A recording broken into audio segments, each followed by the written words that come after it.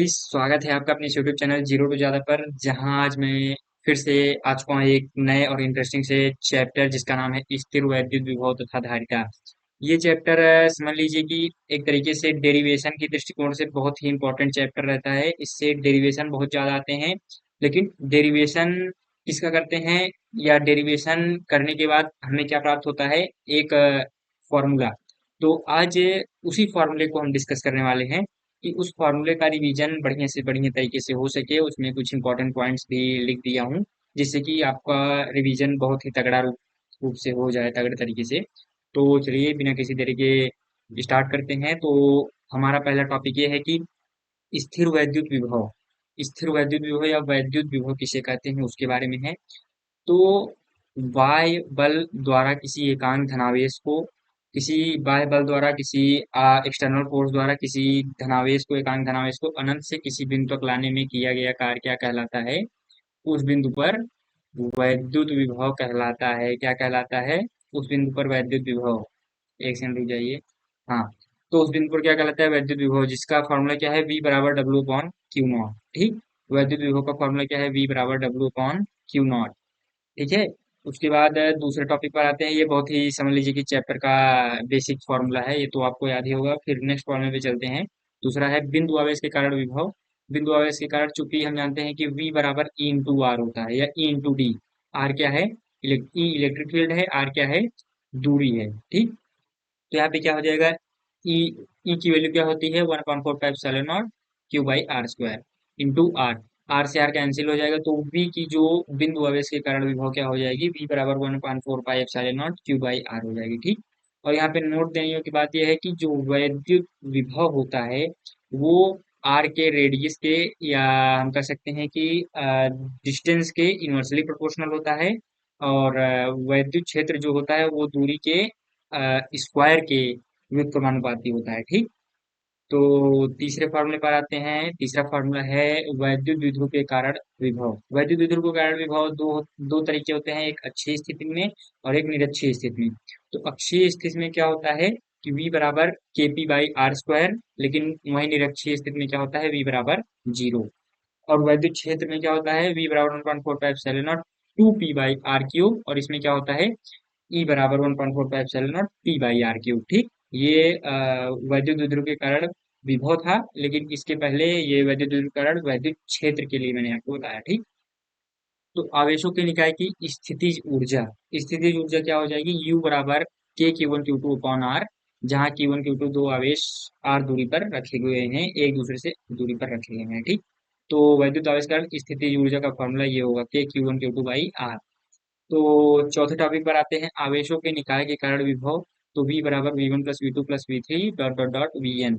तो यहाँ से क्या हो जाएगा? एक V की वैल्यू क्या होती है? K कॉमन कर लो, सब में तो K आएगा ही आएगा, तो उसको कॉमन कर लेंगे। उसके बाद इसके लिए क्या हो जाएगा? आवेश Q1 अपॉन R1P। देखो यहाँ पे जैसे ये Q1 आवेश है, ये P आवेश है, तो इसके बीच की दूरी R1P। ये Q2 आवेश, ये P आवेश, तो R2P, R3P, वैसे RNP। तो वैसे इसमें यहाँ पर क्या कर देंगे? ऐड कर देंगे। एक तरीके से समझ लीजिए कि ये अध्यारोपण का सिद्धांत हो गया। ठीक, तो आवेशों के निकाय के कारण विभव, ये सब बस सब विभव को ऐड कर लेंगे, वही क्या हो जाएगा? विभव। लेकिन अगर जैसे जहां पर अब जैसे, लेकिन इसको एक चीज यहाँ पर ध्यान रखना कि विद साइन प्रूव करना है आवेश को। आवेश पॉजिटिव है तो पॉजिटिव, नेगेटिव है तो नेगेटिव, इसको विद साइन प्रूव करना है। नेक्स्ट टॉपिक पर आते हैं, समविभव पृष्ठ। ये समझ लीजिए कि एक या दो नंबर में पूछा जाता है, बहुत ही आसान सा टॉपिक है, आप इसको जरूर से जरूर पढ़ के जाइए। समविभव पृष्ठ क्या होता है? कोई समविभव पृष्ठ ऐसा पृष्ठ होता है जिसके पृष्ठ के हर बिंदु पर विभव नियत रहता है। यानी पृष्ठ के हर बिंदु पर जो विभव है, यहाँ पर चाहे यहाँ पर चाहे यहाँ पर चाहे यहाँ पर, हर जगह पर विभव क्या रहता है? नियत रहता है। और जो ये वैद्युत क्षेत्र रेखाएं होती हैं, वो समविभव पृष्ठ के हमेशा लंबवत होती हैं, परपेंडिकुलर। चाहे वो सर्कल हो, वो पृष्ठ चाहे सर्कुलर हो, चाहे पृष्ठ एक समतल जैसे एक तरीके से समतल दर्पण की तरह हो, मतलब स्क्वायर स्क्वायर शेप का हो, और चाहे जिस प्रकार से हो, लेकिन उसमें जो पृष्ठ में जो होता है वो वैद्युत क्षेत्र रेखाएं हमेशा परपेंडिकुलर होती हैं पृष्ठ के। ठीक, तो उसका फॉर्मूला क्या होता है? V बराबर 1/4 क्यू बाई आर। और छठवां फॉर्मूला वहीं पर वैद्युत क्षेत्र तथा वैद्युत द्विध्रुव के संबंध। तो वैद्युत क्षेत्र और वैद्युत द्विध्रुव में क्या संबंध होता है? E बराबर dV बाई dx। ठीक, डीवी बाई डी एक्स। यहाँ डीवी क्या है, ये स्मॉल चेंज इन विभव, यानी स्मॉल चेंज इन विभव में सूक्ष्म परिवर्तन, और स्मॉल चेंज इन डिस्टेंस यानी दूरी में सूक्ष्म परिवर्तन, ठीक। तो डीवी बाई डी एक्स हो जाएगा। फिर आठवें टॉपिक पर आते हैं। आठवां टॉपिक बहुत ही आसान सा टॉपिक है कि बाह्य क्षेत्र में द्विध्रुव की स्थितिज ऊर्जा। बाह्य क्षेत्र में द्विध्रुव की स्थितिज ऊर्जा क्या हो जाएगी, टाउ बराबर पी क्रॉस ई, हम जानते हैं, हमने पिछले चैप्टर में इसको डिस्कस किया। तो वहां से क्या आएगा, डब्ल्यू बराबर PE cos theta two minus cos theta one. तो यहाँ पर जो स्थितिज ऊर्जा, मेन स्थितिज ऊर्जा द्विध्रुव की स्थितिज ऊर्जा क्या आएगी, यू बराबर माइनस का पी डॉट ई, ठीक। फिर नौवां टॉपिक संधारित्र तथा धारिता। संधारित्र तथा धारिता में क्या हो जाएगा, सी बराबर क्यू बाई वी। ये रिलेशन समझ लीजिए, ये संधारित्र चैप्टर का मतलब बहुत ही समझ लीजिए कि बेसिक रिलेशन है, इसको आप याद कर लीजिए। सी बराबर क्यू बाई वी या क्यू बराबर सी वी, ठीक। संधारित्र का प्रतीक कुछ इस प्रकार से होता है। फिर इस वाले में एक इंफॉर्मेशन आप जरूर से जरूर याद कर लें, क्या कि पहला इंफॉर्मेशन ये, चालक के भीतर स्थिर वैद्युत क्षेत्र शून्य होता है। यानी ये जो चालक है, कोई कोई मान लीजिए कि पृष्ठ है, ठीक। उस पर क्या होता है, इलेक्ट्रिक फील्ड जीरो होता है। और ये समझ लीजिए कि पृष्ठीय आवेश घनत्व है ये। अ, पृष्ठीय आवेश है, तो ये क्या हो जाएगा, इसका मान जीरो हो जाएगा। और ये जो यहाँ पर विभव है वो कांस्टेंट रहेगा, यानी वी ओ, यानी वी वी नॉट कह सकते हो या वी सी कहो, तो ये यहाँ पर विभव कांस्टेंट रहता है। तो वही दूसरा पॉइंट है कि आवेशित चालक के पृष्ठ पर विद्युत क्षेत्र ई बराबर क्या हो जाएगा, सिग्मा अपॉन एप्सिलॉन नॉट हो जाएगा, ठीक। उसके बाद 10वें टॉपिक पर आते हैं। 10वां टॉपिक है कि समांतर पट्टिका संधारित्र।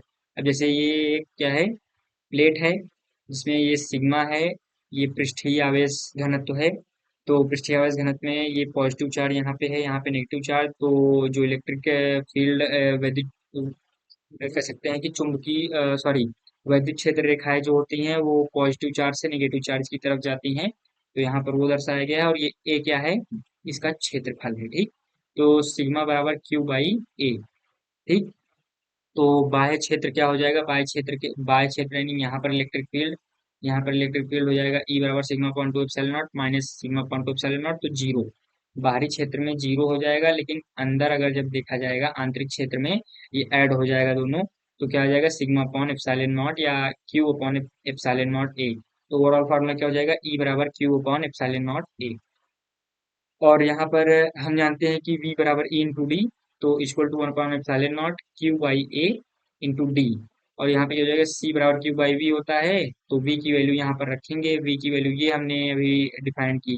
तो v की वैल्यू यहाँ पर रखेंगे, तो ओवरऑल जो आपका फॉर्मूला आएगा संधारित्र, यहाँ पर जो मुझे प्रूव करना था समांतर पट्टिका संधारित्र, उसकी वैल्यू क्या आ जाएगी, सी बराबर epsilon not A by D. ये पहला कंडीशन है, यानी कि ओवरऑल मैंने समझ लीजिए कि यहाँ पे डेरिवेशन भी आपको करके दिखा दिया है। इसी तरीके से आपको डेरिवेशन भी करना है, बस बीच में थोड़ा थोड़ा दो तीन पॉइंट भी लिख देना है कि हमने क्या क्या किया है। तो समांतर पट्टिका संधारित्र की जो डेरिवेशन आया, यहाँ पर क्या आया, सी बराबर epsilon not A by D, ठीक। और यहाँ पे अगर जब यहीं पर एक स्लैब रख दिया जाए इसके बीच में जब स्लैब रख दिया जाएगा, तो यहाँ पर फॉर्मूला क्या होगा, अगर संधारित्र में परावैद्युतांक के भरा हो, यानी एक हमने स्लैब रख दिया है परावैद्युतांक के का, तो यहाँ पे माइनस सिग्मा आई, यहाँ पे प्लस सिग्मा आई। और ये जो दो संधारित्र की प्लेट है, ये प्लस सिग्मा माइनस सिग्मा। तो यहाँ पे क्या आया, पहला जो पॉइंट, पहला फॉर्मूला क्या था, सी बराबर के epsilon not A by D. और यहाँ पे सिग्मा आई की वैल्यू क्या हो जाएगी, sigma one minus one upon के। और यहाँ पे क्यू आई की वैल्यू क्या हो जाएगी, क्यू बराबर वन माइनस वन अपॉन के, ठीक है। तो यहाँ तक हो गया, फिर नेक्स्ट टॉपिक पर चलते हैं।